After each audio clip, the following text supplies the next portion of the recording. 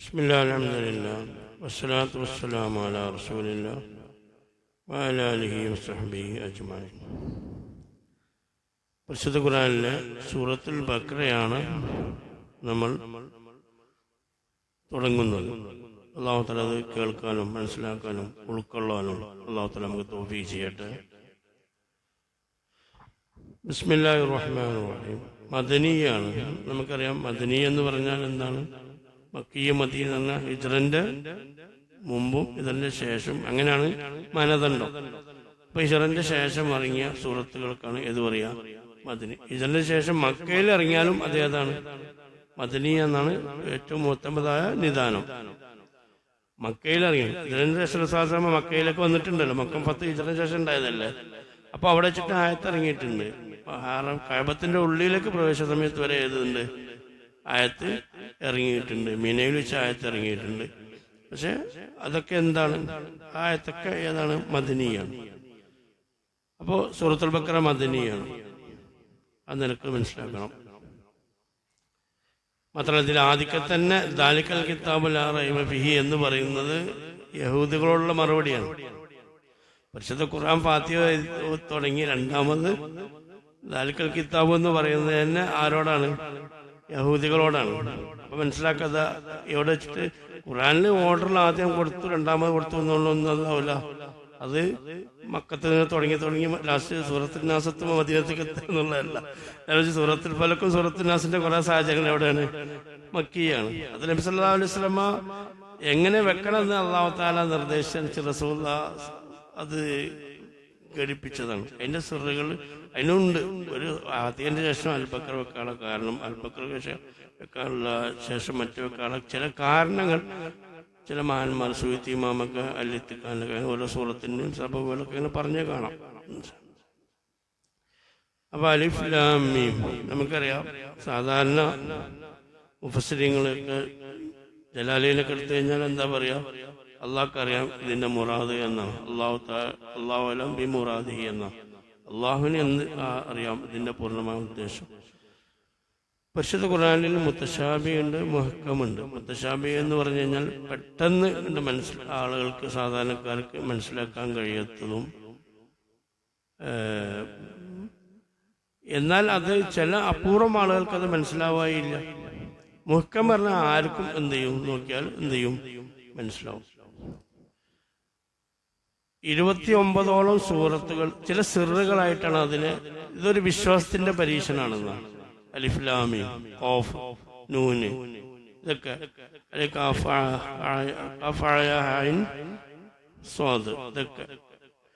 അതങ്ങനെ തന്നെ വിശ്വസിക്കുക. അള്ളാഹുവിനെ അറിയാം ഇതിന്റെ ഉദ്ദേശം എന്ന് മനസ്സിലാക്കുക. അതിൽ ഇതെന്താ தெரிയാത്തത്, ഇതെന്താ നമുക്ക് മനസ്സിലാകാത്തത് എന്ന ചിന്ത, ഒരു നെഗറ്റീവ് ചിന്ത പോലും ഇല്ലാതിരിക്കുക എന്നുള്ളതാണ്. ചിലത് നമ്മളങ്ങനെ വിശ്വസിക്കണം. അത് സിറാണ് എന്നുള്ളതാണ്. അള്ളാഹുവിനുള്ള സിറാണ്. ആ സിറായിട്ട് തന്നെ അത് മനസ്സിലാക്കണം. എന്നാൽ ആ സിറുകൾ റസൂലുള്ളാഹിക്ക് ചില സിറുകൾ മനസ്സിലായിട്ടുണ്ട്. ആർക്ക് പോലും ചില സിറുകൾ മനസ്സിലായിട്ടില്ല. ജിബ്രീൽ അലൈഹി ഇസ്ലാമിന് പോലും ചില സിറുകൾ മനസ്സിലായിട്ടില്ല. ഈ സാധനമായിട്ട് വരുന്ന ജിബ്രീൽ അലൈഹി ഇസ്ലാമിന് പോലും മനസ്സിലാകാത്ത ഇതിന്റെ സിറ് ആർക്ക് മനസ്സിലായിട്ടുണ്ട്? റസൂലുള്ളാഹി സ്വല്ലല്ലാഹു അലൈഹി വസല്ലമക്ക് മനസ്സിലായിട്ടുണ്ട്. ഉദാഹരണം പറയാം. പരിശുദ്ധ ഖുർആനിലെ ചില സൂറത്തുകളായിട്ട് ജിബ്രീൽ അലൈഹി ഇസ്ലാം ലമ്മാ നസല ബിഖൗലി തആല ഖാഫ് ഹാ യാ ഐൻ സ്വാദ് അതിറങ്ങിയപ്പോ, അതുപോലെ അതിൽ കാഫ് എന്ന് പറയുമ്പോൾ റസൂൽ എന്ത് പറഞ്ഞു? മനസ്സിലായി എന്ന് പറഞ്ഞു. ഹാ എന്ന് പറയുമ്പോൾ റസൂൽ എന്ത് പറഞ്ഞു? മനസ്സിലായി എന്ന് പറഞ്ഞു. എന്ന് പറഞ്ഞപ്പോഴും മനസ്സിലായി എന്ന് പറഞ്ഞു. ഓരോന്ന് പറയുമ്പോഴും മനസ്സിലായി. അപ്പൊ ജിബ്രീൽ അലൈഹി ഇസ്ലാം ചോദിച്ചു, നിങ്ങൾക്ക് എങ്ങനെ മനസ്സിലായത്? എനിക്കത് അറിയില്ലല്ലോ എന്ന് ആരോട് പറഞ്ഞു? അതാണ് അഭിമാനമിതങ്ങൾ. നിങ്ങൾക്ക് എങ്ങനെ നബി അത് മനസ്സിലായി? എനിക്കത് മനസ്സിലായിട്ടില്ല എന്നാര് പറഞ്ഞു? ജിബ്രീൽ അലൈഹി ഇസ്ലാം. അപ്പോ അങ്ങനെ ഉണ്ട്. ചില സിറുകളായിട്ട് മനസ്സിലാക്കണം. ഇപ്പൊ സൂറത്തുൽ കാഫിന്റെ അസ്ഹാബുൽ കാഫിന്റെ എണ്ണത്തെ കുറിച്ച് കുറഞ്ഞ ആളുകൾക്ക് അറിയുള്ളൂ എന്ന് അസ്ഹാബ് സൂറത്തുൽ കാഫിൽ പറയുന്നുണ്ടല്ലോ അല്ലെ? അതിന്റെ എണ്ണത്തെ കുറിച്ച് ഇല്ലാ ഖലീൽ എന്നാണ്. കുറഞ്ഞ ആളുകൾക്ക് അറിയുള്ളൂ എന്ന്. അറിയില്ല എന്ന് പറഞ്ഞിട്ടില്ല. ഇബ്നു അബ്ബാസ് എന്താ പറഞ്ഞേ? വാന മിനൽ ഖലീൽ, ആ കുറഞ്ഞ ആളെ കൂട്ടത്തിൽ ഞാൻ ഉണ്ട്, ഞാൻ ഈ പെട്ട ആളാണ്. അതിൽ പറഞ്ഞ് ഇബ്നു അബ്ബാസ് റളിയല്ലാഹു അൻഹു പറഞ്ഞു, ആ കുറഞ്ഞ ആളെ കൂട്ടത്തിൽപ്പെട്ട ആളാണ് ആര്? ഞാൻ. എനിക്കറിയാമെന്ന് പറഞ്ഞേ. അപ്പൊ ചിലർക്ക് അല്ലാഹു തആല അറിയിച്ചു കൊടുക്കാം. നമ്മളേതായാലും നമ്മളെ സൂക്ഷ്മതയ്ക്ക് വേണ്ടി സിറാണ് എന്ന് മനസ്സിലാക്കുക. അങ്ങനെ അല്ലാഹു അഅലം ബി മുറാദി, അല്ലാഹുവിന് അറിയാം എന്റെ പൂർണ്ണ ഉദ്ദേശം എന്നർത്ഥത്തിലേക്കാണ് പോകുന്നത്.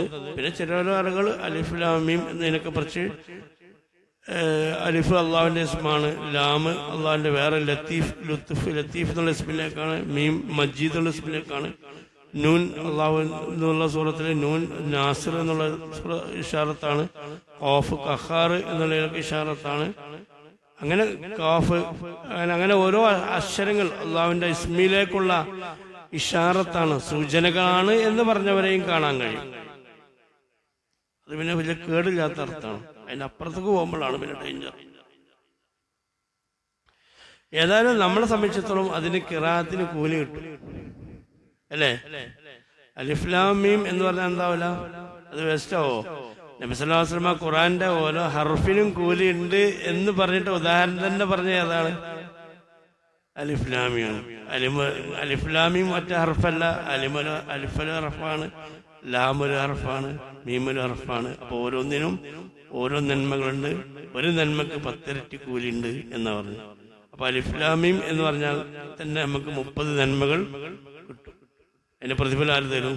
അല്ലാഹു തആല തരും എന്ന് നബി സല്ലല്ലാഹു അലൈഹി വസല്ലം പറയാൻ തന്നെ ഉദാഹരണം, പരിശുദ്ധ ഖുർആന്റെ ഓരോ ഹർഫിനും കൂലി ഉണ്ട് എന്ന് പറയാൻ തന്നെ നബി സല്ലല്ലാഹു അലൈഹി വസല്ലം ഉദാഹരണം എടുത്തത് ഏതാണ്? അലിഫ് ലാം മീം ആണ്. ഇനി നോക്കാം. ദാലിക്കൽ കിതാബു, ആ ദാലിക്കൽ കിതാബ് നോക്കണം, അതാണ് ഈ ഗ്രന്ഥം എന്നാണ് അതിന്റെ ശരിക്കും അർത്ഥം മനസ്സിലാക്കേണ്ടത്. അൽ കിതാബ് പറഞ്ഞ ആ ഗ്രന്ഥം ഉണ്ടല്ലോ, ദാലിക്ക ആ പറഞ്ഞ ഗ്രന്ഥമാണ് ഏത്? ഈ കിതാബ്. ശരിക്കും ഖുർആനെ പറ്റിയാ പറയണത്, ഈ കിതാബ് എന്നാ പറയുന്നത്. പക്ഷെ ആ പറഞ്ഞ ഈ കിതാബ്, അതാണ് ഈ കിതാബ് എന്ന അർത്ഥത്തിലാണ് പറഞ്ഞത്. ദാലിക്ക അൽ കിതാബ്, അതാണ് ഈ കിതാബ് എന്ന് പറയാൻ കാരണം എന്താ? അവിടെ മുൻ പരാമർശിച്ച മുൻ വേദഗ്രന്ഥങ്ങളിൽ പരാമർശിച്ച ആ ഗ്രന്ഥമാണ് ഏത്? ഇത്. അതാണ് ദാലിക്ക എന്ന് പറയുന്നത്. ദാലിക്കാരനെ വിട്ടുള്ളതിനെ ഇഷാറത്താണ്. തിൽക്കാരനാണ് അടുത്ത്, ദാലിക്കാരനെ വിട്ടുള്ളതിനാണ്. ഇവിടെ വിട്ടുള്ളത് എന്ന് പറയാൻ കാരണം എന്താണ്? മുമ്പ് മുൻ ഗ്രന്ഥങ്ങളിലൊക്കെ എന്ത് ചെയ്തിട്ടുണ്ട്? പരാമർശിച്ച ആ ഒരു പരിശുദ്ധ വരാൻ പോകുന്ന ഒരു ഗ്രന്ഥത്തെ കുറിച്ച് പരാമർശിച്ചിട്ടുണ്ട്. ഈ ഒരു ഗ്രന്ഥത്തെ കുറിച്ച് മുൻഗ്രന്ഥങ്ങൾ എന്ത് ചെയ്തിട്ടുണ്ട്? പരാമർശിച്ചിട്ടുണ്ട്. ആ കിതാബാണ് ഇത്. മനസ്സിലായില്ലേ? ഒരിക്കൽ മഹാനായ മൂസാ നബി അലൈഹി സ്വലാം തൗറാത്ത് ഇറങ്ങി. തൗറാത്തിൽ ശരിക്കും 1000 സൂറത്ത് ഉണ്ടായിരുന്നതാണ്. തൗറാത്തില് ഖുർആനിൽ എത്ര സൂറത്തുണ്ട്? 114 അല്ലേ? അപ്പൊ തൗറാത്തില് പിന്നെ 1000 സൂറത്തുണ്ടായിരുന്നു. ഓരോ സൂറത്തിനും 1000 ആയത്തുണ്ടായിരുന്നു. അപ്പോ മൂസാ നബി അലൈഹി സ്വലാം അള്ളാഹു തആലക്ക് തൗറാത്ത് ഇറങ്ങിയപ്പോ ആർക്കാണ് നബിയെ ഇത് മനസ്സിലാക്കാനും പഠിക്കാനും കഴിയുക? തൗറാത്ത് എങ്ങനെ ഉൾക്കൊള്ളാനും ഹിഫ്ളാക്കാൻ ആർക്കാനും കഴിയുക എന്ന് ചോദിച്ചപ്പോ അള്ളാഹു തആല മൂസാ നബി അലൈഹി സ്വലാമിന് പറഞ്ഞു, മൂസാ നബി, ഞാൻ ഒരു ഗ്രന്ഥം അവസാനം ഭൂമിയിലേക്ക് അവതരിപ്പിക്കുന്നുണ്ട്. അത് ആ ഇറക്കുന്ന സമുദായം എന്ത് ചെയ്യും? മനസ്സിലാക്കുകയും പഠിക്കുകയും ചെയ്യും. ചെറിയ കുട്ടികളടക്കം അതിനെ ഹൃദയസ്ഥമാക്കും മൂസാ നബി. അങ്ങനത്തെ ഒരു ഗ്രന്ഥം ഞാൻ ഇറക്കുന്നുണ്ട് എന്ന് ആരോട് പറഞ്ഞു? മൂസാ നബി അലൈഹി സ്വലാമിനോട് പറഞ്ഞു. നമുക്കറിയാം, നമ്മളെ ഖുർആന് ഹിഫ്ളാക്കുന്നല്ലേ, 7 വയസ്സാ 8 വയസ്സാ 10 വയസ്സാ കുട്ടികൾക്ക് ഏതാകുന്നുണ്ട്? ഖുർആന് ഹിഫ്ളാകുന്നുണ്ട്. ഇപ്പൊ ഖുർആന്റെ ഒരു പ്രത്യേകത, അത് പാരായണം ചെയ്യാനും ഹിഫ്ളാകാനും കൂടി സൗകര്യത്തിലാണ് അല്ലാഹു തആല ഖുർആനെ അവതരിപ്പിച്ചിട്ടുള്ളത്. മാത്രമല്ല 100 ഏടുകൾ, അത് 50 ആദം നബി, അതുപോലെ പിന്നെ 30 വേറെ പ്രവാചകൻ, 20 വേറെ പ്രവാചകൻ കൊടുത്തു, പിന്നെ 3 ഗ്രന്ഥങ്ങൾ.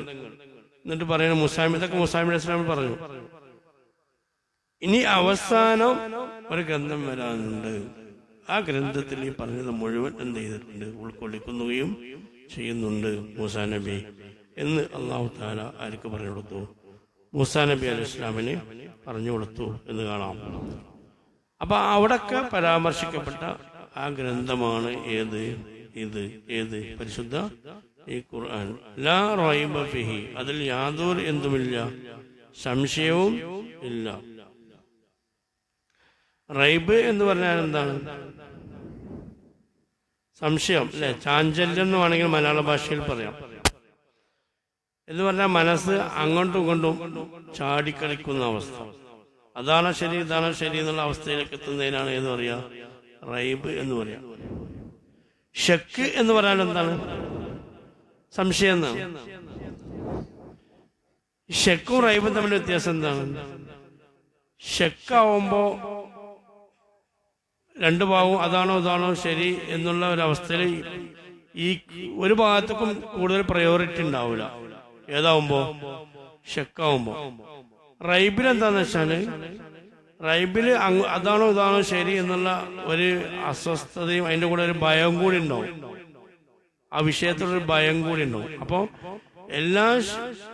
എല്ലാ റൈബും ഷക്കാണ്, പക്ഷെ എല്ലാ ഷക്കും ഏതാണെന്നില്ല. റൈബ് ഒന്നും കൂടി കുടിസാണ്. അതാ റൈബ് എടുത്ത് പറയാൻ കാരണം. മനസ്സിക്കൊരു ബേജാറും കൂടി ആ വിഷയത്തിലുള്ളൂ. സംശയത്തിന്റെ പുറമെ ഒരു ബേജാറും കൂടി ഉണ്ടാകുന്ന അവസ്ഥ ഒരാൾക്കുണ്ടെങ്കിൽ അത് ഏതാവും? റൈബ് എന്ന് പറയും. നബി സ്വല്ലല്ലാഹു അലൈഹി വസല്ലം എന്താ പറയുക? ദഅ്മാ യുരീബുക ഇലാമാല ദഅ്മാ യരീബുക ഇലാമാ യരീബുക. അങ്ങ് സംശയമുള്ള ഒഴിവാക്കി സംശയം ഇല്ലാത്തത് പിടിച്ചോ എന്നാണ്. അവിടെ എന്താ പറയുന്നത്? അവിടെ റൈബാണ്. റൈബ് പറഞ്ഞാൽ എന്താണ്? കൺഫ്യൂഷൻസ് മാത്രമല്ല, ആശയക്കുഴപ്പം മാത്രമല്ല, അതിലൊരു പേടിയും കൂടി, ഒരു ബേജാറും കൂടി ഉണ്ടാവും. അപ്പൊ ആ ബേജാറും കൂടി ഇല്ലാത്തത് എന്ത് ചെയ്യാ? ഒഴിവാക്കിയിട്ട് മനസ്സിക്ക് സമാധാനമുള്ളത്, സ്വസ്ഥമുള്ളത് ചെയ്താൽ മതി എന്ന് ആര് പറഞ്ഞിട്ടുണ്ട്? റസൂലുള്ളാഹി സ്വല്ലല്ലാഹു അലൈഹി വസല്ലം പറഞ്ഞിട്ടുണ്ട്. അപ്പോ അതാണ് മനസ്സിലാക്കേണ്ടത്. അപ്പോ ഇതാണ് റൈബും ഷക്കും തമ്മിലുള്ള ഒരു വ്യത്യാസം എന്ന് മനസ്സിലാക്കുക. അപ്പൊ ലാ റൈബ ഫിഹി, അതിൽ യാതൊരു ഏതുമില്ല, സംശയവുമില്ല എന്നാണ്. അപ്പോൾ നമ്മൾ മനസ്സിലാക്കേണ്ടത് ഈ ഗ്രന്ഥത്തിൽ യാതൊരു സംശയമില്ല എന്നാണ്.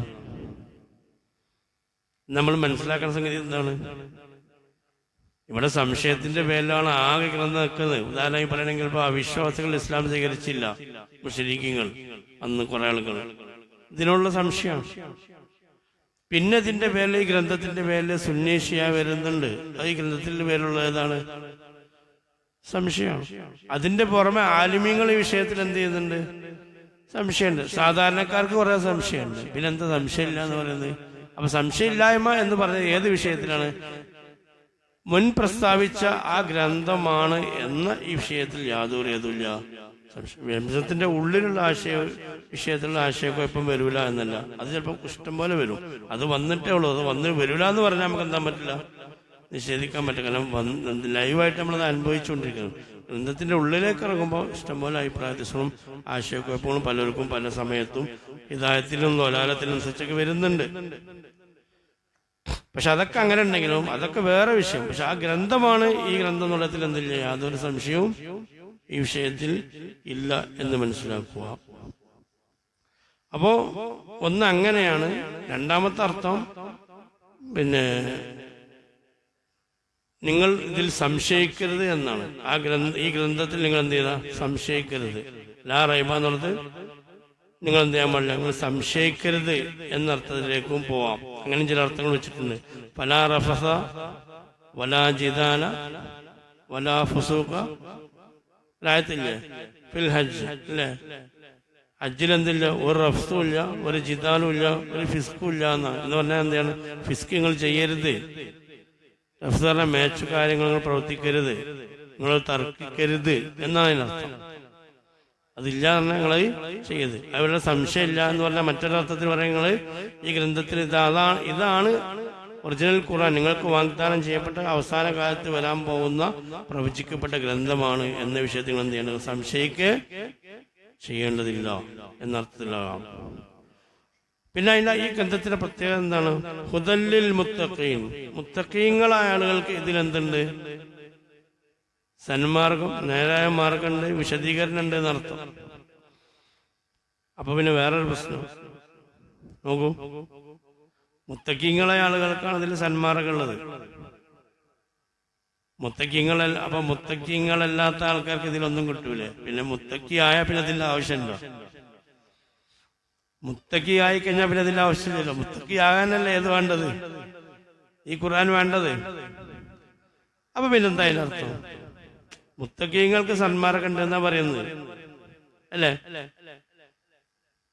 ക്ഷീണുണ്ടോ? ഇല്ലല്ലോ. അപ്പൊ പിന്നെ മുത്തഖി ആകാത്തവർക്ക് ഇതിൽ സന്മാർഗം ഇല്ലേ? അപ്പൊ എന്താ ഉദ്ദേശിക്കണേ? നബി സല്ലല്ലാഹു അലൈഹി വസല്ലം ഹദീസിൽ കാണാം, ഒരു ഹദീസിൽ കാണാം, മൻ ഖതല ഖതീലൻ ഫലഹു സൽബുഹു എന്ന് പറഞ്ഞാൽ കൊല ചെയ്യപ്പെട്ടവനെ ആരാണോ കൊന്നത് അയാൾക്ക് അവന്റെ ആയുധം എടുക്കുകയാണ്. കൊല ചെയ്യപ്പെട്ടവനെ ആരാണോ കൊന്നത് അയാൾക്ക് ഈ കൊല ചെയ്യപ്പെട്ടവന്റെ ആയുധം. കൊല ചെയ്യപ്പെട്ടവനെ പിന്നെ കൊല്ലൂലല്ലോ. അപ്പൊ അതിലേക്ക് കാരണമായവൻ ആരാണോ? കൊല ചെയ്യപ്പെട്ടവനെ കൊന്നവൻ, കൊല ചെയ്യപ്പെട്ടവനെ ശരിക്കും ലാഹിറായ അർത്ഥം എന്താ? കൊല ചെയ്യപ്പെട്ടവനെ ആരാണോ കൊന്നത് അയാൾക്ക് അങ്ങനെ ഹദീസിലുണ്ട്. യുദ്ധത്തിലൊക്കെ ഞാൻ ഒരാളെ വധിച്ചാൽ ആ വധിച്ച ആളെ ആയുധങ്ങൾ ഫുള്ള് ആർക്ക് എടുക്കാം? ആദ്യകാലത്ത് ഒരു നിയമത്തിലൊക്കെ ഉണ്ടായിരുന്നു. എങ്ങനെ? ആ വധിച്ച ആളെ ആയുധം ഫുള്ള് ആർക്ക് എടുക്കാം? ചില യുദ്ധത്തിൽ അങ്ങനെ അനുവദിച്ചിട്ടുണ്ട് റസൂലുള്ളാഹി സ്വല്ലല്ലാഹു അലൈഹി വസല്ലം.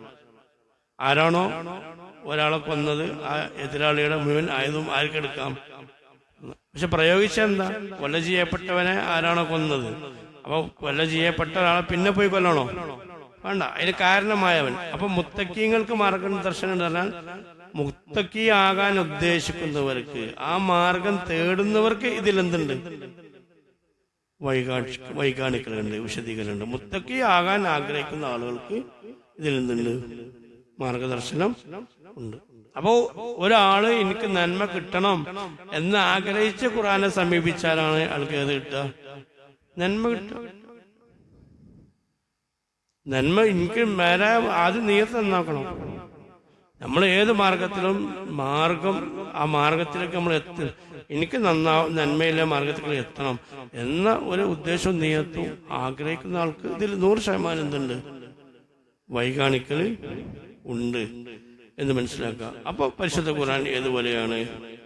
വളരെ വ്യക്തമാണ്. അപ്പൊ ഇത് ജനങ്ങൾക്ക് മാർഗദർശനമുണ്ട് എന്നാണ് ഇതിനർത്ഥം. മുത്തക്കീങ്ങൾക്ക് മാർഗദർശനം ഉണ്ട് എന്നല്ല.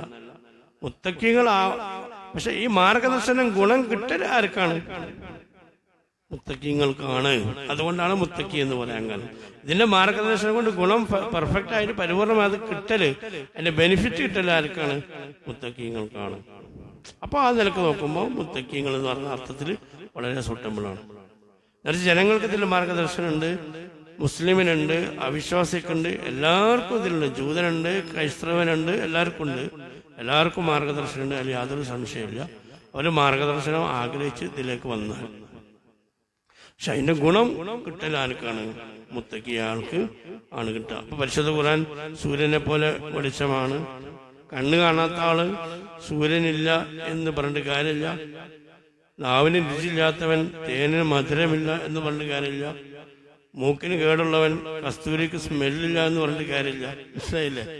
കാര്യമുണ്ടോ? ഇല്ല. അപ്പൊ ഇതിനെ കുറിച്ച് മനസ്സിലാക്കാത്തവൻ, ഇത് ഉൾക്കൊള്ളാക്കാത്ത, ഇതിന്റെ ഈ ഖുർആൻ ഇത്രയും വെളിച്ചമായിട്ട്, ഏതുപോലെ മഹാന്മാർ പറയുന്നത്, ദാഹിച്ചു വലഞ്ഞവന്റെ മുമ്പിൽ സമുദ്രമുണ്ടായിട്ട് ഒരു തുള്ളി പോലും വെള്ളം അതിൽ നിന്ന് കുടിക്കാതെ ഗതി കെട്ടവന്റെ അവസ്ഥയാണ്.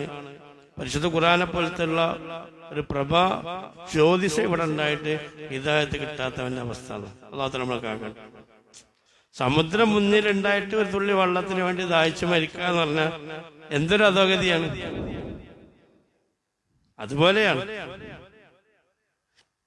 ഒരു മുറുക്ക് വെള്ളം സമുദ്രത്തിൽ കുടിക്കാൻ ഭാഗ്യമില്ലാത്തവൻ തൊട്ട മുമ്പിൽ കടൽക്കരയിൽ മരിച്ചു വീണവനെ പോലെയാണ്. ഹിദായത്തിന്റെ എല്ലാ വെളിച്ചം ഇവിടെ ഉണ്ടായിട്ടും അതിലേക്കൊന്ന് തിരിഞ്ഞു നോക്കാനോ അതിന്റെ നൂറ് ഒന്ന് പകർത്താനോ അതിന്റെ മാധുര്യം ആസ്വദിക്കാനോ ഭാഗ്യമില്ലാത്തവന്റെ അവസ്ഥ. ഇതുപോലെയാണ് എന്നാണ് മുഹമ്മദ് പറഞ്ഞത്. അതുകൊണ്ട് തന്നെ ഹിദായത്ത് കിട്ടാതെ പോയാൽ ഒരുപാട് മരണപ്പെട്ടാൽ അത് മഹാനഷ്ടമാണ്, മഹാഖേദമാണ്, അത് യാതൊരു സംശയമില്ല. അതുകൊണ്ട് നമ്മൾ എപ്പോഴും റബ്ബനാ തുസീ ഖുലൂബനാ ബഅദ ഇദ് ഹദൈതനാ, ഹിദായത്ത് കിട്ടിയിട്ട് പഠിച്ചവനെ കളയരുത് എന്ന് നമ്മൾ ഇങ്ങനെ ദ്വാരക്കണം. അല്ല, ഇത് നഷ്ടപ്പെടാന്ന് പറഞ്ഞാൽ മഹാനഷ്ടമാണ്, മഹാഖേദമാണ്. പരിശുദ്ധ ഖുർആൻ വൻ ഖേദമായിട്ട് ഖുർആനിലൂടെ പറഞ്ഞിട്ടുണ്ട്. പരിശുദ്ധ ഖുർആനിലെ ആയത്തിൽ കാണാം, സൂറത്തുൽ ഹാഖയിൽ കാണാം, വഇന്നഹു ലഹസ്റത്തുൻ അലൽ കാഫിരീൻ, കാഫിരീങ്ങളുടെ മേൽ മഹാഖേദം തന്നെയാണ്. തീർച്ചയായിട്ടും ലഹസ്റത്തുന്ന. ഇനി അവിടെ ഒരു വിഷയത്തിൽ തഅക്കീദ് ചെയ്യാനില്ല. ഇന്ന കൊടുത്ത് ലാമ് കൊടുത്തു ഒക്കെ കൊടുത്തു. ഒരു വിഷയത്തെ സ്ട്രെസ് അതിന്റെ തഅക്കീദൊക്കെ കൊടുക്കാൻ പറ്റുന്ന എല്ലാം കൊടുത്തിട്ട് പറയാണ്, തീർച്ചയായിട്ടും ഹിദായത്ത് കിട്ടാത്തവർ അവിശ്വാസികൾക്ക് നാളെ പരലോകത്ത് വൻ ഖേദമായിരിക്കും. കാരണം അത്രയും വ്യക്തമായ വെളിച്ചം അവിടെ ഉണ്ടായിട്ട് അതിന്റെ പ്രകാശം കാണാൻ കഴിയാത്തവൻ മഹാഭാഗ്യദോഷിയാണ്. അല്ലാഹു തആല നമ്മളെ കാക്കട്ടെ. അപ്പൊ മുത്തഖി എന്നാണ്. മുത്തഖി എന്ന് പറഞ്ഞാൽ ഇത്തിഖാ എന്ന് പറയുന്ന പിന്നെ പദത്തിൽ നിന്നുള്ള ഫെയിലിന്റെ ഇസ്മു ഫായിലാണ് മുത്തഖി. ഇത്തഖ എന്ന് പറഞ്ഞാൽ എന്താണ്? തടയുക എന്നാണ്, ബ്ലോക്ക് ചെയ്യാന്നുള്ളതാണ്. ഇത്തഖ എന്ന് പറഞ്ഞാൽ ശരിക്കും ഭാഷയിൽ ബ്ലോക്ക് ചെയ്യാന്നുള്ളതാണ്. എന്ന് പറഞ്ഞു കഴിഞ്ഞാൽ നമ്മളെ ലക്ഷ്യം വെച്ച് വരുന്ന ഒരു സംഭവത്തെ നമ്മൾ എന്ത് ചെയ്യും? ബ്ലോക്ക് ചെയ്യും. അതിനാണ് ഏത് പറയാ, ശരിക്കും ഭാഷയിൽ ഇത്തഖ എന്ന് പറയാം. യുദ്ധത്തിൽ ഒരാള് വാളോണ്ട് വെട്ടുമ്പോ നമ്മൾ പരിചയം കൊണ്ട് ബ്ലോക്ക് ചെയ്യും. ആ സിസ്റ്റത്തിന് എന്ത് പറയും? ഇത്തഖ എന്ന് പറയും. നാളെ പരലോകത്ത് നമുക്ക് ഉപദ്രവമാകുന്ന വിഷയത്തെ നമ്മൾ ബ്ലോക്ക് ചെയ്യുന്നത് കൊണ്ടാണ് നമ്മൾ ഏത് പറയുന്നത്? മുത്തഖി എന്ന് പറയും. നമുക്ക് ബുദ്ധിമുട്ടുണ്ടാകുന്ന വിഷയത്തെ നമ്മൾ എന്ത് ചെയ്യണം? ബ്ലോക്ക് ചെയ്യണം. ആ ഒരു സിസ്റ്റം നമ്മൾ ചെയ്യണോണ്ടാണ് നമുക്ക് മുത്തഖി എന്ന് പറയാം. നബി സല്ലല്ലാഹു അലൈഹി വസല്ലമ അലി അള്ളാഹു പറയാം, ഇത്തഖ ശരിക്കും ഇത്തഖ എന്ന് പറഞ്ഞാൽ ഭാഷയിൽ എന്തുള്ളൂ? തടയാന്നുള്ളൂ, ബ്ലോക്ക്. നമുക്കെതിരെ വരുന്ന ഉപദ്രവങ്ങളെ തടയാന്നുള്ളൂ. അത് പരലോകത്തെ ഉപദ്രവത്തെ തടയുമ്പോഴാണ് ദീനിൽ മുത്തഖി. നബി സല്ലല്ലാഹു അലൈഹി വസല്ലം പറഞ്ഞ കാണാം, ആരാണ്? അലി റളിയല്ലാഹു അൻഹു. മഹാശുജാഴിയാണ് അലി റളിയല്ലാഹു അൻഹു. അലി ഇബ്നു അബീ ത്വാലിബ് റളിയല്ലാഹു അൻഹു അല്ലേ? അലി റളിയല്ലാഹു അൻഹു അത്ര നല്ല ശുജായി ആയിട്ടുള്ള ആളുകൾ സഹാബികളിൽ കുറവല്ലേ? ഭയങ്കര ധീരനായാലും നല്ല ഫൈറ്ററാണ്. ഖൈബറിൽ എന്ത് ചെയ്തിട്ടുണ്ട് അല്ലെ? ഖൈബറിന്റെ ഡോറ് എനിക്ക് തോന്നുന്നു ഒരുപാട് ആളുകൾ പിന്നീട് എടുത്ത് പൊക്കാൻ വെച്ചിട്ട് എന്ത് ചെയ്തിട്ടില്ല, തിരിച്ചു വെക്കാൻ കഴിയാത്ത ഡോറ് ഒരു വേളയിൽ ഒറ്റപ്പെടുത്തൽ പിടിച്ചിട്ട് എന്ത് ചെയ്തു. അതുകൊണ്ടാണ് ശത്രുക്കളോട് എന്ത് ചെയ്തിട്ട് പോരാടിയത്. ലാസ്റ്റ് അതിട്ടതിന്റെ ശേഷം സഹാബികളോട് പിന്നെ അതോടെ അതിന്റെ സ്ഥാനത്തേക്ക് വെക്കാൻ പറഞ്ഞപ്പോ 40ഓളം സഹാബികൾ പിടിച്ചിട്ടാണ് എന്ത് ചെയ്തത്, ആ ഡോർ എന്ത് ചെയ്ത് പൊന്തിച്ചത്. ഞാൻ പറയുന്നത് അതല്ല. ആ മഹാനാ അലി റളിയല്ലാഹു അൻഹു പറയണേ, യുദ്ധമുണ്ട് കൊളുമ്പില് കണ്ടാൽ, യുദ്ധത്തിന്റെ ആ ഒരു മൂർധന്യ ഘട്ടത്തിലെത്തിയാൽ, അങ്ങോട്ടും ഇങ്ങോട്ടും ഫൈറ്റിംഗ് കൊണ്ട് കൂടിക്കഴിഞ്ഞാൽ ഞങ്ങൾ എന്ത് ചെയ്യും? പറയും, ഇതാ കുന്ന ഇതാ അഹ്മർ അൽ ബസ് ഇത്തഖൈനാ ബി റസൂലില്ലാഹ്. നോക്കണം, യുദ്ധം കണ്ട് കൊളുമ്പിരി കണ്ടാൽ ഞങ്ങൾക്ക് കണ്ട് ബേജാറുള്ള സമയത്ത് ഇത്തഖൈനാ ബി റസൂലില്ലാഹ്, ഞാൻ പോലും റസൂലുള്ളാഹിന്റെ ബാക്കിൽ പോയി നിൽക്കുന്നതാണ്.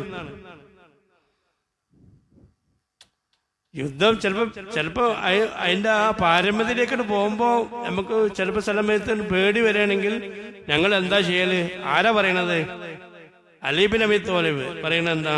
ഞങ്ങൾ റസൂലുള്ളാഹിന്റെ ബാക്കിൽ പോയി നിൽക്കുന്ന, റസൂലുള്ളാഹിന്റെ പിന്നിൽ പോയി നിൽക്കും പേടിച്ചിട്ട്. അത്ര വലിയ സാഹചര്യങ്ങൾ ചില യുദ്ധത്തിൽ ഉണ്ടായിട്ടുണ്ട്. അപ്പൊ റസൂലുള്ളാഹി സ്വല്ലല്ലാഹു അലൈഹി വസല്ലം ധൈര്യം എന്താണ്? ശുജാഅത്ത് എന്താണ്? അലി റളിയല്ലാഹു അൻഹു വരെ ചില സമയത്ത് നബിന്റെ ബാക്കിൽ പോയിക്കണം. നമ്മളെ കുട്ടികളുണ്ടല്ലോ, എന്തും പേടില്ല, നമ്മളെ ബാക്കിൽ വന്ന് നിൽക്കണ്. കുട്ടികൾ എന്തെങ്കിലും പ്രശ്നം ഉണ്ടാവും, പടക്കൊക്കെ പൊട്ടും വന്നതിൽ നമ്മളെ ബാക്കിൽ വന്ന് നിൽക്കും അല്ലേ? അലി റളിയല്ലാഹു അൻഹു വരെ പേടിയുണ്ടായ സമയത്ത് പോയി നിൽക്കാൻ. ആരെ ബാക്കില്? റസൂലുള്ളാഹിന്റെ ബാക്കില്. അവിടെ ഇത്തഖൈന എന്നാ ആ പദം പറഞ്ഞു, ഞങ്ങൾ പ്രൊട്ടക്ഷൻ നേടുന്നതാണ്. അപ്പൊ ഇത്തഖ എന്ന് പറഞ്ഞാൽ എന്താണ്? പ്രൊട്ടക്ഷൻ നേടുക എന്നാണ്. ശറയിൽ മുത്തഖി എന്ന് പറഞ്ഞാൽ പാരത്രികവുമായി ബന്ധപ്പെട്ട വിഷയത്തെ കുറിച്ചുള്ള പ്രൊട്ടക്ഷൻ നമ്മൾ നേടുക എന്നുള്ളതാണ്. മുത്തഖി എന്ന് പറഞ്ഞു കഴിഞ്ഞത് 3 ഇത്തിഖാവ് പല രീതിയിലുണ്ട്. ഒന്ന് ഷിർക്കിൽ നിന്നുള്ള ഇത്തിഖാവാണ്, സംരക്ഷണം നേടലാണ്. അത് അൽഹംദുലില്ലാഹ് ഈമാന്റെ അഹ്ലുകാർക്ക് ഉണ്ട്. രണ്ടാമത് പിന്നെ മറ്റു തിന്മകളിൽ നിന്നുള്ള ബുദ്ധിമുട്ടുകളിൽ നിന്ന്, അതായത് കുറെ തിന്മകൾ വരാതിരിക്കാനുള്ള സംരക്ഷണമാണ് അത് നമ്മൾ എന്ത് ചെയ്യണം? തേടിക്കൊണ്ടിരിക്കണം. മൂന്നാമത്തെ തഖ്വ എന്ന് പറഞ്ഞാൽ സൂഫിയാക്കളെ തഖ്വയാണ്. ഞാൻ നിർത്താൻ പോലും അതുകൊണ്ട് പറഞ്ഞു നിർത്തും. സൂഫിയാക്കളെ തഖ്വ എന്ന് പറഞ്ഞാൽ എന്താണ്? അള്ളാഹുവിനെ തൊട്ട് അശ്രദ്ധ ഉണ്ടാവുന്ന എല്ലാ കാര്യത്തെ തൊട്ടും സൂക്ഷിക്കാം. അള്ളാഹുവിന്റെ ദിക്റിൽ നിന്ന് എന്തൊക്കെയാണ് എനിക്ക് നഷ്ടപ്പെടുന്നത്, അതൊക്കെ എനിക്കെതിരാന്ന് മനസ്സിലാക്കിയിട്ട് അത് സൂക്ഷിക്കുക. അള്ളാഹുമായിട്ടുള്ള കരാർ, ആ കരാർ അള്ളാഹു തആല പറയും, ഞാനുമായിട്ടുള്ള കരാർ നിങ്ങൾ പൂർത്തീകരിക്കുക. വയ്യായ ഫത്തഖൂൻ എന്നാണ് അള്ളാഹു തആല എന്താ പറയുക? ഔഫു ബിഅഹദി ഊഫി ബിഅഹദിക്കും. നിങ്ങൾ ഞാനുമായിട്ടുള്ള കരാർ പൂർത്തീകരിക്കുക, നിങ്ങളായിട്ടുള്ള കരാർ ഞാനും റെഡിയാക്കി തരാം. അള്ളാഹുമായിട്ടുള്ള കരാർ എന്താ? ഞാൻ ഏകനായ റബ്ബല്ല എന്ന് പറഞ്ഞ് നമ്മൾ സമ്മതിച്ചതാണ്. അപ്പൊ ഏകനായ റബ്ബിന്റെ ഏകത്വത്തിൽ മാത്രം അലിയുന്ന ഒരവസ്ഥയിലേക്കാണ് മഹാന്മാർ. അവിടെ അള്ളാഹുവിന്റെ ഏകത്വം മാത്രമേ ഉള്ളൂ, അള്ളാഹു എന്നുള്ള ചിന്ത മാത്രം. അതിൽ നിന്ന് എന്താവില്ല, ഒരു ലെവലേഷൻ തെറ്റാൻ അവർ സമ്മതിക്കൂല. ആ നിലക്ക് ജീവിക്കുന്നവരാണ് സൂഫിയാക്കൾ. അതാണ് അവരെ തഖ്വ. ഒഫലത്ത് വരാതിരിക്കാൻ നോക്കാന്നുള്ളത്. ഒഫലത്ത് വരാതിരിക്കാൻ നോക്കുക. നമ്മൾ വെറുതെ ഒഫലത്ത് ക്ഷണിച്ചു വരുത്തുക. ഒഫലത്ത് ഉണ്ടാകാൻ നമുക്ക് വെറുതെ സമയം ഉണ്ടെങ്കിലും അവിടെ കൂടി നമ്മൾ ഒഫലത്ത് എങ്ങനെയൊക്കെ ഫിറ്റ് ചെയ്യാൻ നോക്കണം, എന്നിട്ട് എങ്ങനെ നേരം പോക്കാൻ നോക്കണം. ഇത് ദീനിൽ അള്ളാഹുവിനെ മനസ്സിലാക്കുന്ന ആളുകളുടെ തഖ്വയല്ല. അള്ളാഹുവിനെ ഉൾക്കൊള്ളുന്ന തഖ്വ എങ്ങനെയൊക്കെയാണ് ഓരോ സമയം റബ്ബിന് വേണ്ടി കൊടുക്കാം, അവിടെ എങ്ങനെയൊക്കെ വേസ്റ്റ് ആവാൻ നോക്കാം എന്നുള്ള ഒരു ചിന്താഗതിയിൽ വർക്കൗട്ട് ചെയ്യുന്നവരാണ് ശരിയായ മുത്തഖി. അതിന്റെ അവർക്ക് എന്തുണ്ടാവും? ജീവിതത്തിൽ എല്ലാ ഭാഗത്തും സൂക്ഷ്മതകളുണ്ടാവും എല്ലാ ഭാഗത്തും. നിങ്ങൾ ആലോചിച്ച് നോക്കൂ, അവരുടെ സൂക്ഷ്മതകൾ കാണാൻ കഴിയും. മഹാനായ ഇബ്നു സീരീൻ അദ്ദേഹത്തിന്റെ മഹാനവറുകളുടെ ഓരോരുത്തരുടെ തഖ്വയാട്ടോ ജീവിതത്തിൽ എല്ലാ മേഖലയിലും കാണാൻ ആ തഖ്വ. മഹാനായ ഇബ്നു സീരീൻ റഹ്മത്തുള്ളാഹി അവർക്ക് പിന്നെ ഈ നെയ്യിന്റെ വെണ്ണയുടെ ബിസിനസ് ഉണ്ടായിരുന്നു, അതിൽ ധാന്യങ്ങളുടെ ബിസിനസ് ഉണ്ടായിരുന്നു. 40ഓളം ധാന്യത്തിന്റെ ഭരണികൾ സൂക്ഷിച്ചിരുന്നു. അങ്ങനെ മഹാനോടകളുടെ ഒരു ജോലിക്കാരൻ ഒരു ധാന്യത്തിൽ എലി ചത്തത് കൊണ്ട് അതിനെടുത്ത് പുറത്തെടുത്തു. അപ്പോ പിന്നീട് അത് പുറത്തെടുത്ത വിവരം ഇബ്നു സീരീനോട് പറഞ്ഞപ്പോ ഇബ്നു സീരീൻ ചോദിച്ചു, അത് ഏതിൽ നിന്നാണ് ഞാൻ എടുത്തത് എന്ന് ചോദിച്ചു. എന്തിനാണ്? അതൊഴിവാക്കാൻ. അപ്പൊ ആ ജോലിക്കാരൻ പറഞ്ഞു, എനിക്ക് ഏതിൽ നിന്നില്ല, അറിയില്ല എന്ന് പറഞ്ഞു. അങ്ങനെയാണെങ്കിൽ ആ 40ഉം ഒഴിവാക്കാൻ ആര് പറഞ്ഞു? 40 ഭരണിയും എന്ത് ചെയ്തു? താഴേക്ക് അമഴ്ത്തി എന്ന ഇബ്നു സീരീന്റെ ചരിത്രത്തിലും കാണാം. മഹാന അബൂ യസീദ് അൽ ബസ്താമി, ഞാൻ പറഞ്ഞത് അങ്ങനത്തെ സൂക്ഷ്മത നമുക്ക് വേണമെന്നല്ല, നമുക്കനുസരിച്ചുള്ള സൂക്ഷ്മത ഉണ്ടാവണം. അതൊക്കെ നമ്മളെ എത്ര ഒരു മർത്തബലാണ്.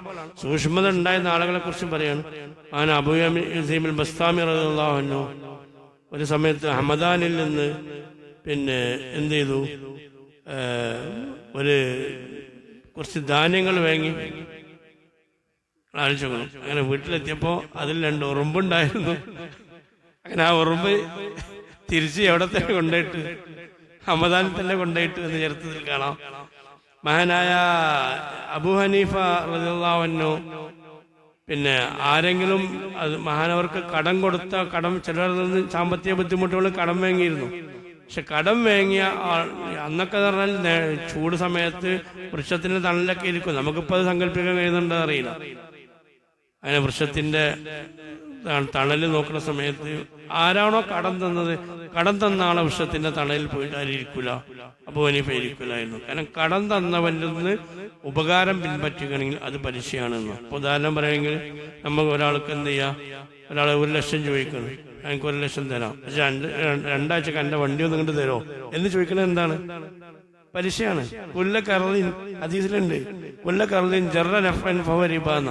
നമുക്ക് ഒരാൾ കടം കൊടുക്കുമ്പോൾ ആ കടം കടത്തിന് വേണ്ടി ആയിരിക്കണം. തിരിച്ചു ഓനയ്ക്കുന്ന എന്തെങ്കിലും ഉപകാരം കിട്ടുമെന്ന് വിചാരിച്ചിട്ടാണെങ്കിൽ എന്താ പാടില്ല, ആ ഉപകാരം പ്രതീക്ഷിച്ച് കടം കൊടുക്കാൻ പാടില്ല. അങ്ങനെ ആ ഉപകാരം പറ്റുന്നത് എന്താണ്? പലിശയാണ്. ചില മഹാന്മാർ പറയുന്നത്, ഇപ്പൊ നമുക്കൊരാൾ 50,000 തരാണ്ട് ആ പൈസ ഈ പിന്നെ കോഴിക്കോട് കൊണ്ടുപോയി കൊടുത്താൽ മതി. അപ്പൊ നമുക്ക് എന്താണ്, കോഴിക്കോടുള്ള ഒരു 100-500 റുപ്യ എണ്ണക്കൂലി ലാഭം കിട്ടുന്നുണ്ട്, അതുകൊണ്ട് കൊണ്ടുപോയി കൊടുത്താൽ മതി എന്ന് പറയുന്നത് പോലെ എന്താണ് ഡിമാൻഡ് വരണമെങ്കിൽ അതെന്താണ്? അത് പലിശയാണെന്നാണ്. അപ്പൊ മഹാന അബൂ ഹനീഫ റളിയല്ലാഹു അൻഹു എന്താണ് ചെയ്തത്? കടം ആരാ തരുന്നത്? കടം തന്ന ഒരാളുടെ വൃക്ഷത്തിന്റെ തണലിൽ പോലും മാനവർ ഇരിക്കാറില്ല. ഇതൊക്കെയാണ് മഹാന്മാർ തഖ്വയിൽ കണ്ടിരുന്ന മാനദണ്ഡങ്ങൾ. പരിശുദ്ധ ഖുർആന് ഏറ്റവും അധികം എല്ലാ സമൂഹത്തിനും കൊടുത്ത വസീയത്താണ്.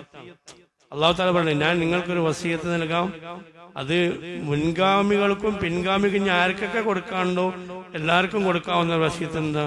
അനിത്തഖുല്ലാഹ്, നിങ്ങൾ അള്ളാഹുവിനെ സൂക്ഷിക്കുക എന്നുള്ളതാണ്. തഖ്വയിലാണ് എല്ലാം കിടക്കുന്നത്.